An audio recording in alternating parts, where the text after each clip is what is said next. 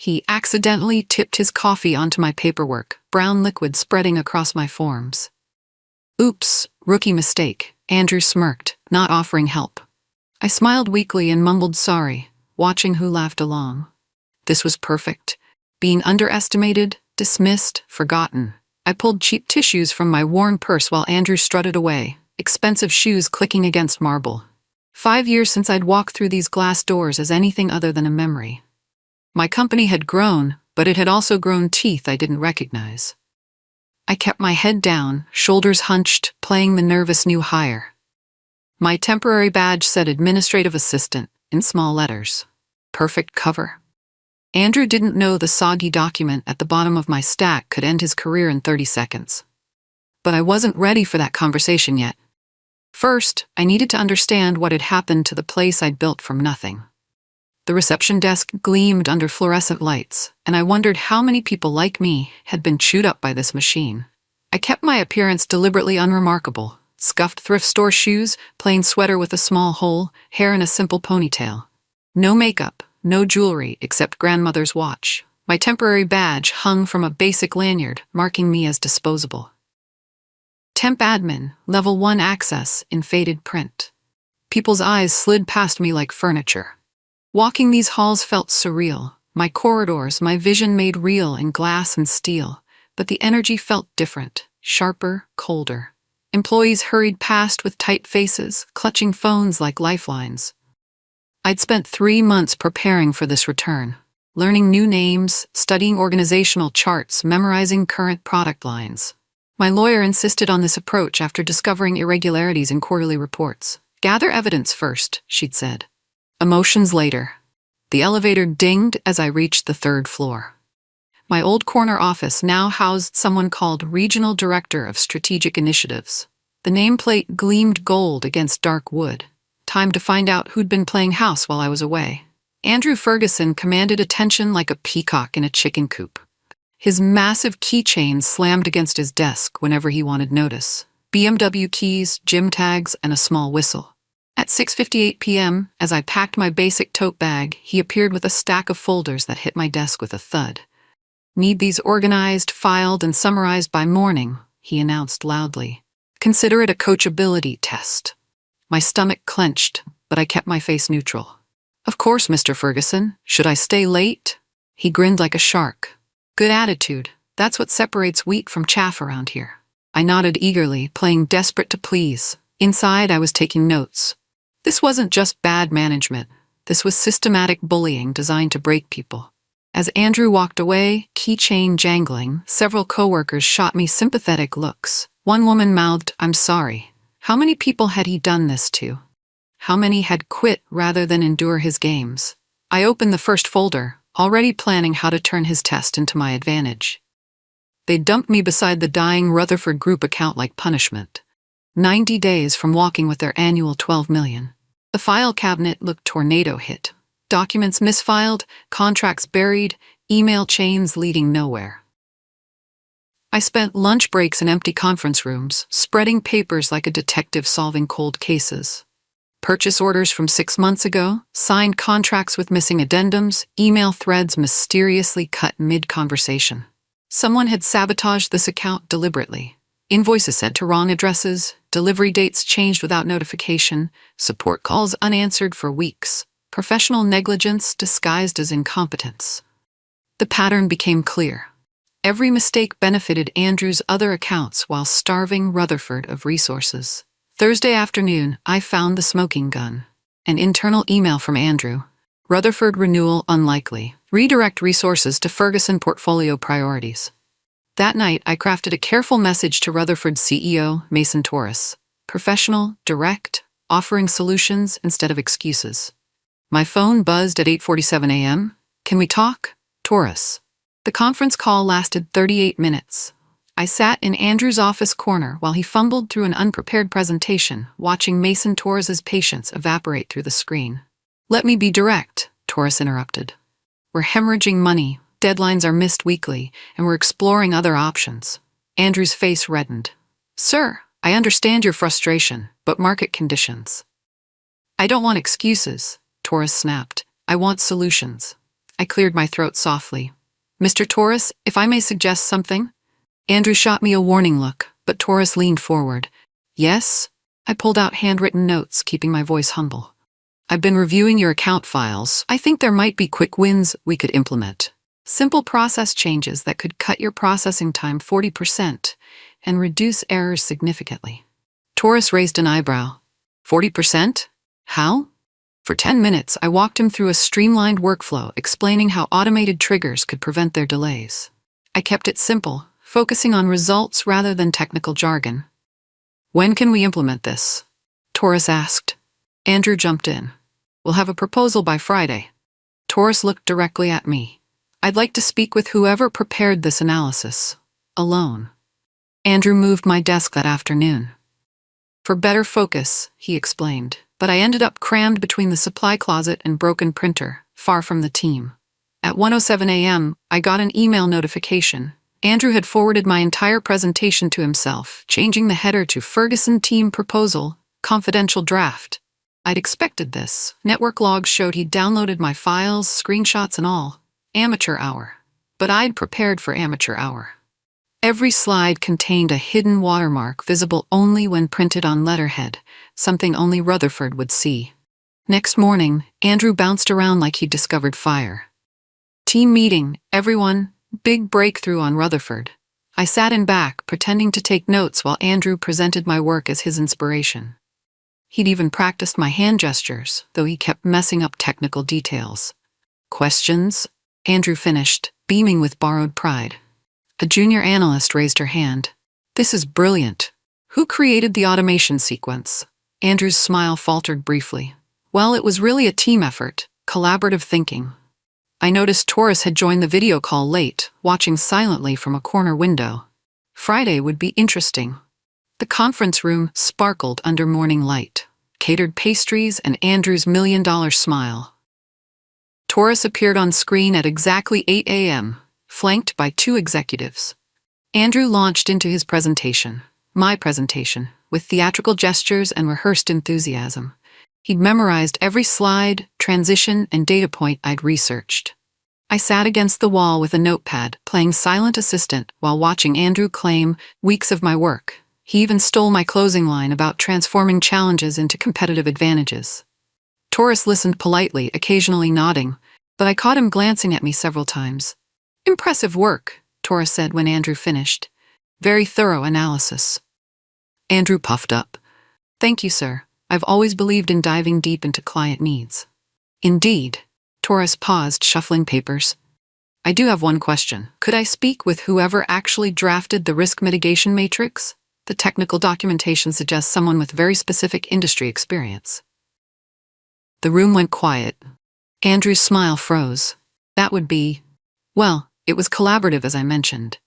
Torres' voice sharpened. I'd like to speak with the person who wrote Section 4. The compliance framework couldn't have been designed by committee. We won the renewal, 7 figures plus 12-month expansion. The office erupted when Torres signed the digital agreement live on screen. Andrew pumped his fist like he'd scored a touchdown, accepting congratulations from everyone. The company president called within minutes to personally thank him for exceptional client relationship management.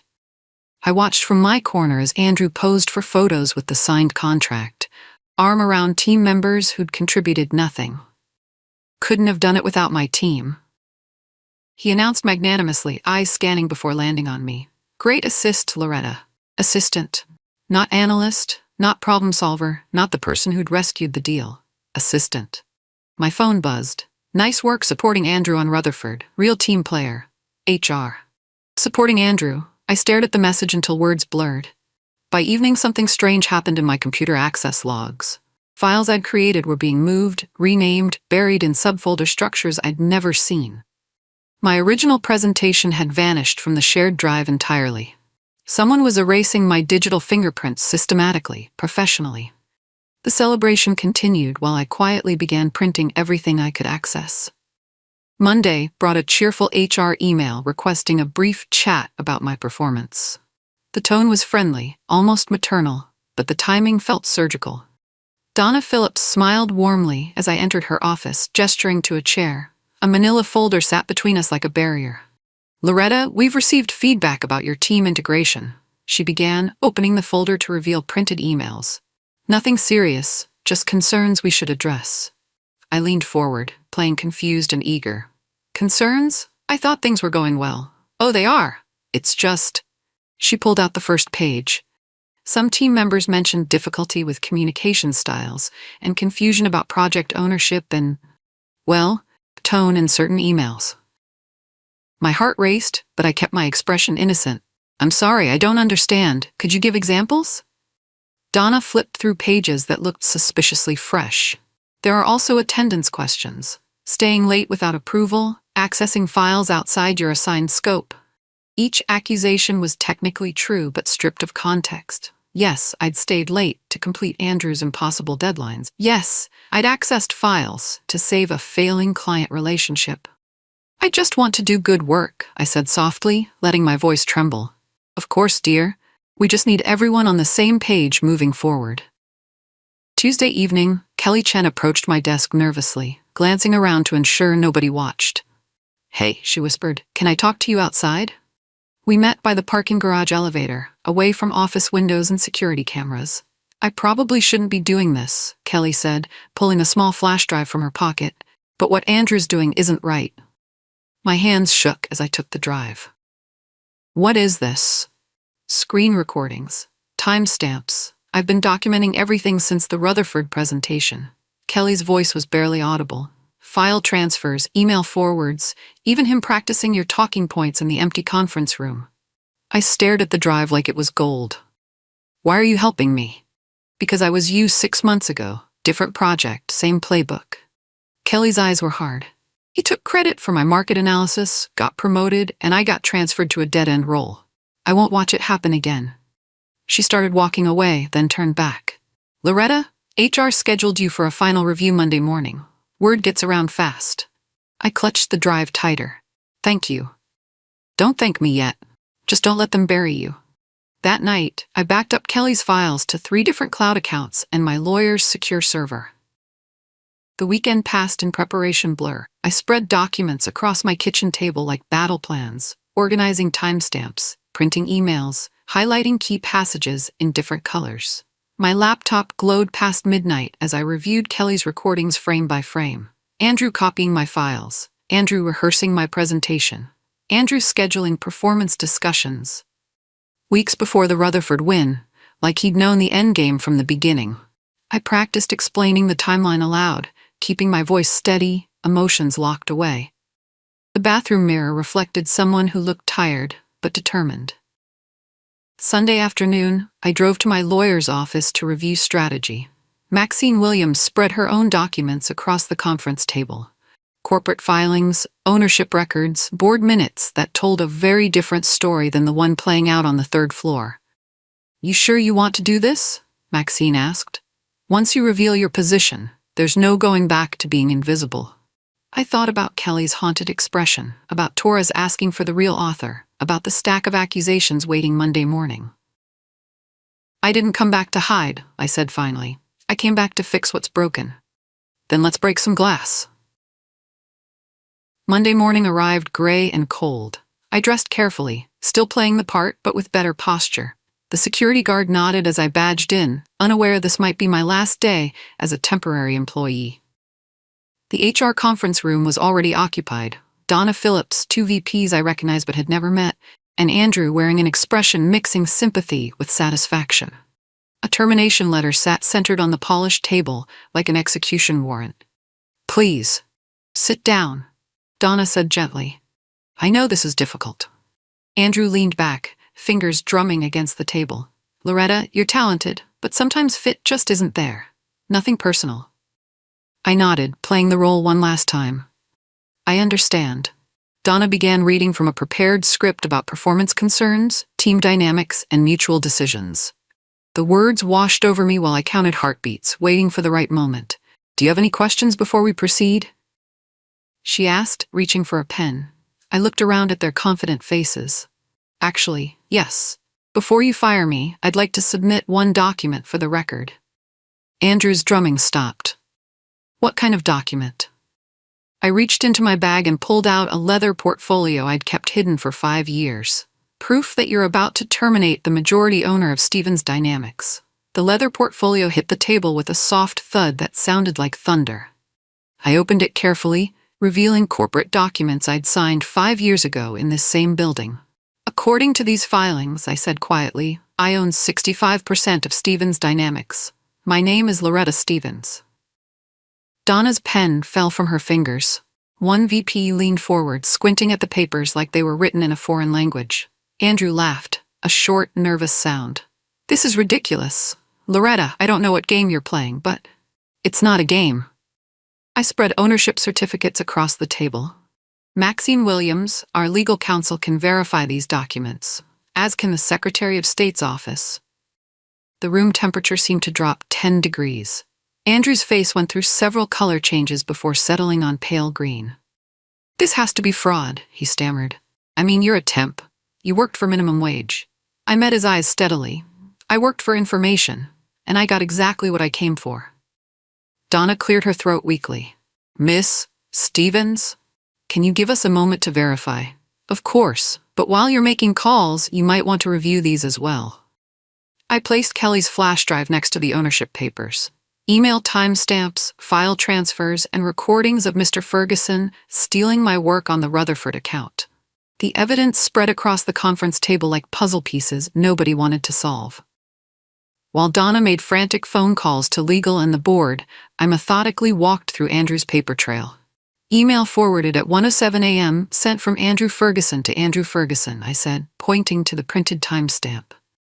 Contents: my entire Rutherford presentation, with headers changed to claim authorship. Andrew shifted in his chair, usual confidence evaporating. I was just organizing team resources. Screen recording from Kelly Chen shows you practicing my talking points in conference room B, I continued, advancing the video on my laptop. Note the timestamp, 2 hours before our client call.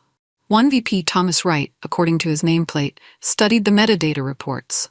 These show systematic file manipulation, renaming, moving, deleting, very deliberate. I nodded. IT security logs confirm Mr. Ferguson accessed my documents 47 times without authorization. Each instance violated our data protection policies. Andrew's keychain jangled as his hands shook. Look, maybe there was some confusion about attribution, but this is blown way out of proportion. My phone buzzed. A text from Maxine. Board chair en route. ETA 10 minutes. I looked up at the increasingly pale faces around the table. Gentlemen, I believe we're about to have company. Dwayne Ashwood filled the doorway like a storm cloud, his silver hair perfect despite the obvious rush. As board chair and my father's old partner, he'd watched me grow up around these offices long before I'd owned them. What the hell is going on? He demanded, scanning the scattered documents. Maxine called me with some story about identity fraud and corporate theft. Donna started to explain, but Dwayne held up one hand while reading the ownership certificates with the other. His expression shifted from confusion to recognition to something that looked like relief. Andrew Ferguson, Dwayne said without looking up. Did you really try to fire Loretta Stevens? Andrew's mouth opened and closed silently. Dwayne continued reading, his jaw tightening with each page.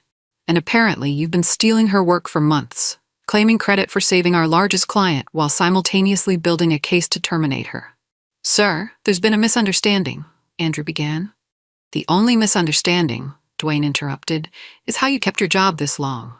He turned to me with something approaching a smile. Loretta, your father would be proud. Coming back undercover was brilliant. I felt tears threaten but pushed them back. I had to see what this place had become. Dwayne's phone buzzed. He glanced at it and nodded grimly. Emergency board session in 20 minutes. This conference room. Andrew stood shakily. What about my position? My projects? Dwayne didn't even look at him. Security will escort you out, today. The emergency board session felt like a courtroom trial. Dwayne presided while I presented evidence to 4 other board members who'd watched me grow up around company holiday parties. Maxine Williams dialed in from her office, her voice crisp through the speaker. Legal has verified all documentation. Loretta Stevens is indeed the majority shareholder, and the evidence of misconduct is overwhelming. Andrew sat in the corner under a security guard's watchful eye, his corporate badge already deactivated. His expensive suit looked rumpled, confident posture completely deflated.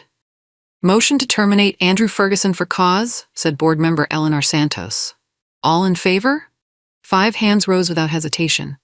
"Motion to place VPs Wright and Kumar on administrative leave pending investigation," Dwayne continued. "Evidence suggests they were aware of the misconduct."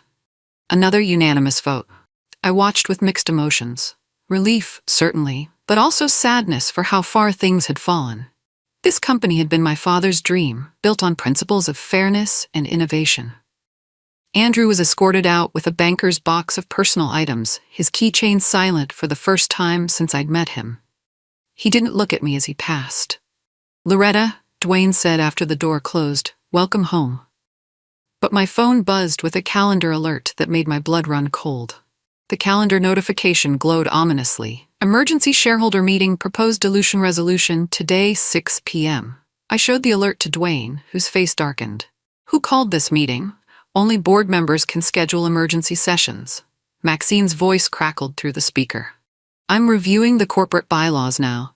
There's a clause I've never seen before, Section 12.4, added last quarter during routine filing updates." My stomach dropped. "What does it say?" "It allows for rapid equity dilution in cases of operational distress or leadership instability. If triggered, it would issue convertible shares to, current management and key stakeholders." Dwayne leaned forward. "How much to dilution?" "Enough to reduce Loretta's controlling interests to roughly 30%. The room went silent. I felt like I'd been punched in the chest. "The beautiful part," Maxine continued grimly, "is that today's terminations could be classified as creating operational distress. Whoever wrote this clause was very clever." I stared at the conference table where my ownership documents still lay scattered. Can they actually do this? If the distress trigger activates before we can challenge it, yes. Dwayne checked his watch. 6 hours to stop a hostile takeover of your own company. Outside the conference room windows, storm clouds were gathering. Maxine walked us through the poisonous clause line by line. It had been buried in routine quarterly filing, disguised as corporate governance modernization. The language was dense, technical, nearly impossible to spot unless you knew what to look for. "The trigger mechanism is automated," she explained. "If the company dashboard shows operational distress, defined as revenue drops, client departures, or management instability, the dilution activates automatically at midnight." Dwayne pulled up the company's real-time dashboard on the conference room screen. Green indicators across the board. Revenue steady, client satisfaction high, operations normal. "So we're safe?" I asked hopefully. "Not exactly." Maxine's voice carried a warning edge. "Someone with system access could manipulate these indicators, create artificial distress to trigger the clause." I thought about Andrew's rapid termination, the VPs on administrative leave. "How many people have dashboard access?" Dwayne typed quickly. "System administrators, C-level executives, and..." His face went pale. "Anyone with legacy founder permissions." "Andrew had founder permissions?" I asked. "Wright gave him elevated access last month for the Ferguson portfolio expansion." Dwayne's jaw tightened. "Those permissions don't automatically revoke when someone's terminated." My phone buzzed. A message from an unknown number. "Dashboard maintenance scheduled 11:30 p.m. tonight. Temporary service interruption expected." I showed the message to Dwayne. "That's not on our IT calendar." Maxine's voice cut through the static. "Loretta, you need to get to the data center. Now." The data center hummed with artificial life 3 floors below the main offices. Server racks lined the walls like digital tombstones, their LED indicators blinking in hypnotic patterns. Shane Park, our IT director, met me at the security door. "I got Maxine's call. This is really happening?" I showed him the maintenance notification. "Someone's planning to trigger a system failure during tonight's dashboard update." Shane's face went grim. "With Andrew's permissions, they could inject false data, make it look like we're hemorrhaging clients and revenue. The automated systems would treat it as real distress." We walked deeper into the server room, past rows of humming equipment. "Can you revoke his access?" Already tried. The permissions are locked with some kind of administrative override I've never seen before. Shane stopped at a central console. Whoever set this up knew exactly what they were doing. I studied the screens showing network activity, user access logs, scheduled processes. What about the backup systems? That's the scary part. The maintenance routine will disable backups during the update window. If the false data gets injected, there won't be any way to prove it was artificial. My phone rang. Maxine. Loretta, I found something. The dilution clause includes a time limit. If the distress trigger doesn't activate within 72 hours of the triggering event, the clause expires. What constitutes a triggering event? Management terminations. Which means the clock started this morning when we fired Andrew. Shane and I worked frantically to trace the scheduled maintenance routine. The code was sophisticated, buried deep in the system's automated processes, designed to look like legitimate network maintenance. Look at this, Shane said, pointing to lines of code scrolling across his monitor. The script doesn't just create false data, it backfills historical records to make the distress look gradual, brilliant, and evil. I checked the time. 9:47 p.m. Less than 2 hours until the routine executed. Can we stop it? Not with Andrew's administrative lock. But Shane paused, studying the access logs. There might be another way. If we can prove the code was inserted maliciously, the system's security protocols will quarantine everything and revert to the last clean backup. I felt a spark of hope. How do we prove it's malicious? We need the source, where the code came from, who installed it, when. Shane's fingers flew across the keyboard. Every line of code has digital fingerprints, IP addresses, user credentials, timestamps. The server room felt colder as we dug deeper into the system logs. Then Shane's screen flashed red. Found it. The malicious code was uploaded from Andrew's workstation. But look at the timestamp. I leaned closer.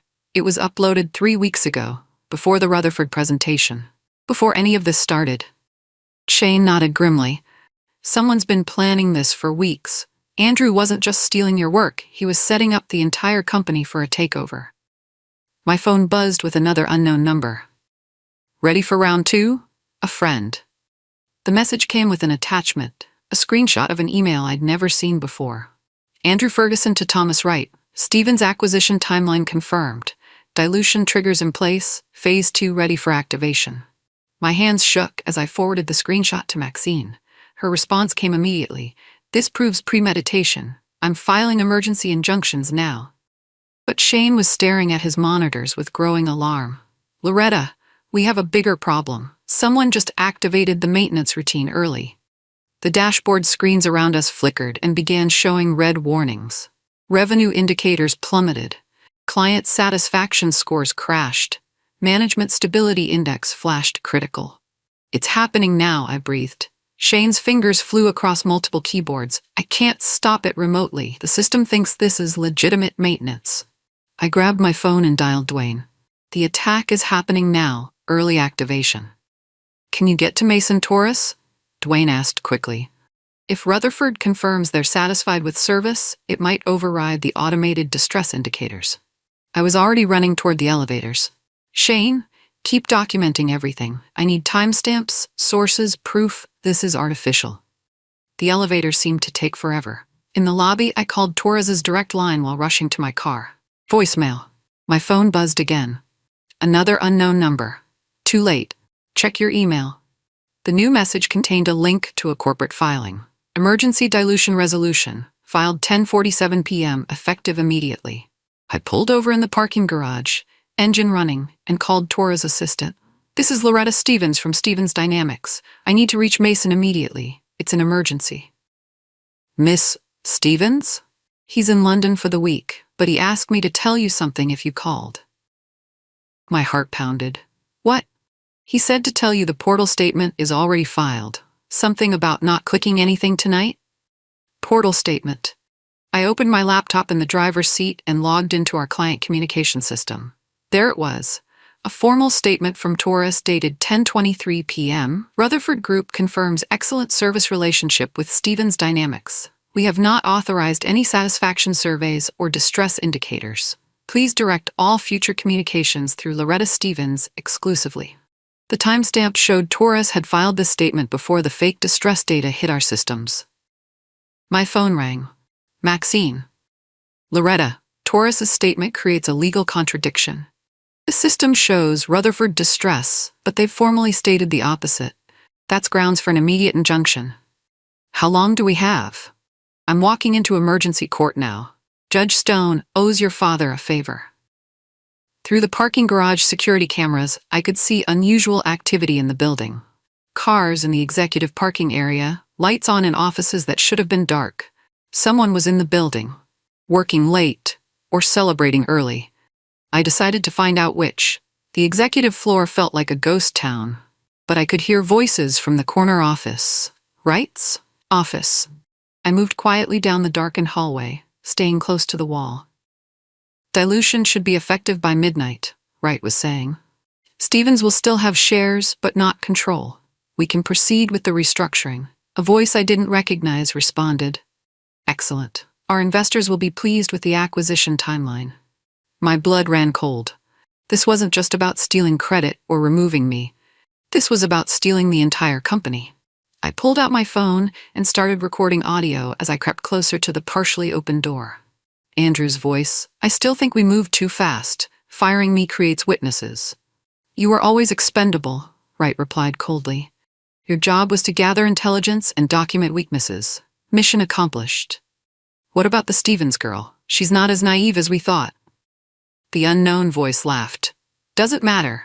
By tomorrow, she'll be a minority shareholder in her own company. Our equity fund will control Stevens' dynamics and will decide what happens to legacy management.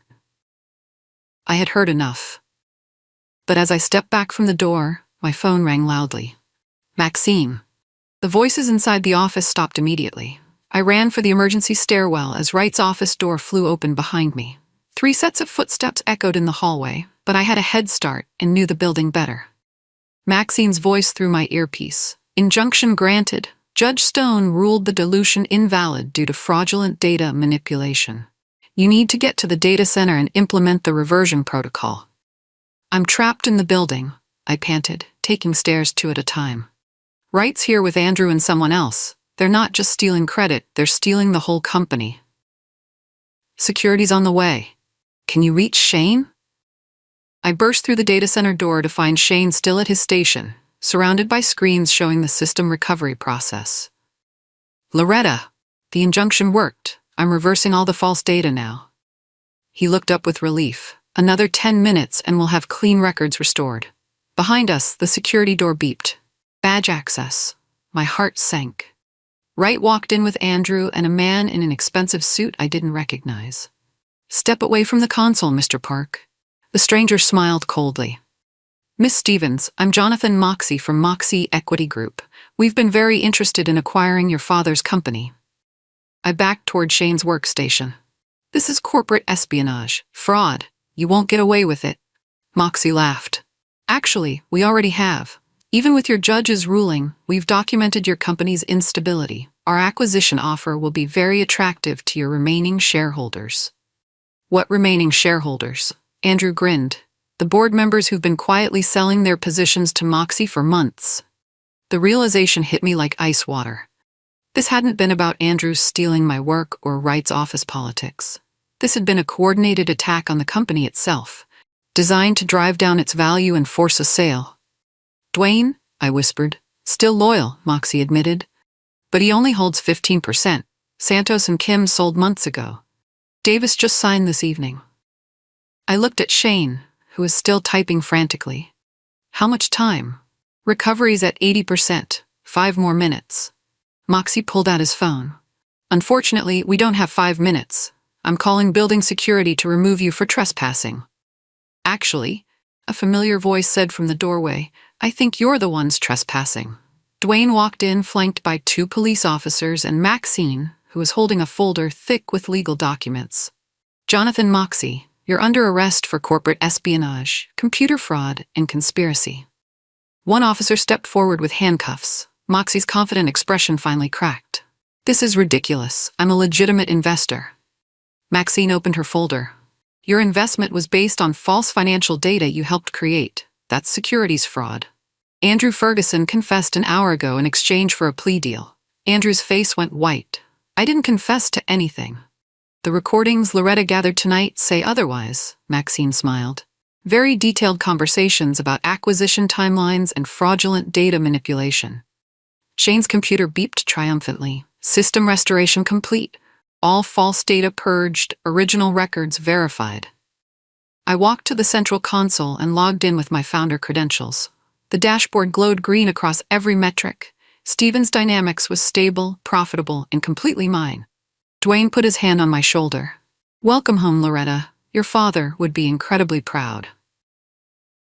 As Moxie and Wright were led away in handcuffs, I began planning how to rebuild a company culture worth protecting. The glass walls didn't feel cold anymore. They felt like home.